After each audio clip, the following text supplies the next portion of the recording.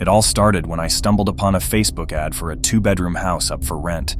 Seemed like the perfect opportunity to spread my wings and have a place to call my own. I reached out to the owner, a guy in his late 40s named Jake. He was pleasant enough when we met, and the house was everything I'd hoped for. After some paperwork and a bit of back and forth, I finally moved in. It was cozy, calm, and felt like a fresh start. First few days were calm.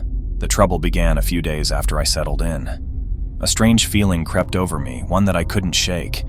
It was the sensation that someone or something was watching me at night. I chalked it up to new surroundings and my overactive imagination. One night, however, everything changed. It must have been around midnight when I heard an eerie noise that jolted me awake. My heart raced as I lay there in the darkness, straining my ears to identify the source of the sound. It was like a low, guttural groan sending shivers down my spine. I glanced around the room, trying to make sense of it all. That's when I saw him. A dark figure standing in the shadows of my bedroom. My blood ran cold as my eyes locked onto the menacing sight before me. He held a shovel in his hand, its metal gleaming ominously in the faint moonlight that filtered through the curtains. I couldn't find my voice. Fear had taken hold of me. His face was contorted into a sinister grin that sent shudders through my body. His eyes, wild and unblinking, were fixed on me with an intensity that made my skin crawl. "What are you doing here?" I finally managed to stammer, my voice quivering.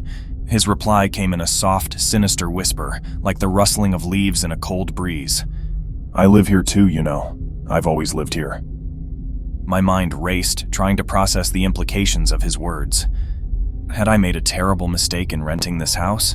How could he have been living here all along without me knowing?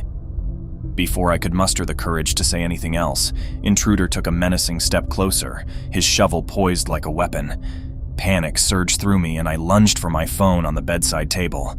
I fumbled to dial 911, my trembling fingers making it difficult to press the buttons. As I finally got through to the operator, I whispered frantically, "Please, you have to send the police. There's someone in my house and he's threatening me." His grin widened, revealing a set of yellowed, jagged teeth. He knew what I was doing, and it only seemed to amuse him further. With a swift motion, he raised the shovel high above his head, ready to strike. The operator on the other end of the line assured me that help was on the way, but it felt like an eternity before I heard the distant wailing of sirens approaching. Apparently sensing that his time was running out, made a hasty retreat through the same window he must have entered. The police arrived shortly thereafter, and I gave them a detailed account of the night's horrors. They searched the house and the surrounding area, but found no sign of Intruder. It was as though he had vanished into thin air. I moved out of that house as soon as I could, haunted by the memory of that night and the sinister presence of the man who had lived there all along. To this day, I can't help but wonder what drove him to such madness and what other secrets that house may have held. 3 years back, I found myself relocating to the East Coast for work. I'd rented this apartment, and things seemed all right at first. My stuff had been moved, and when I finally arrived a week later, everything seemed pretty normal. It was one of those nights when the world outside seemed hushed, like even the wind was holding its breath.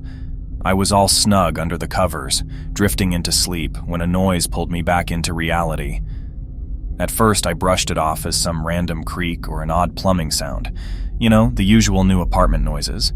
But then, I heard it again, a strange guttural whispering. It was like someone was talking, but the words were all jumbled up, like a broken record playing backwards.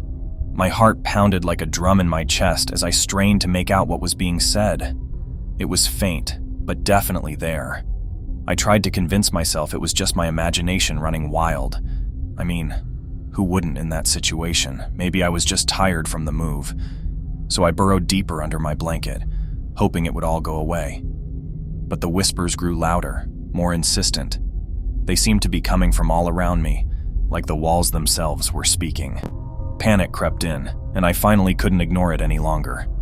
I got out of bed, trembling like a leaf, and followed the eerie sound down the hallway. As I got closer, the words became clearer, but they made no sense. It was like a mishmash of voices, all murmuring different things at once.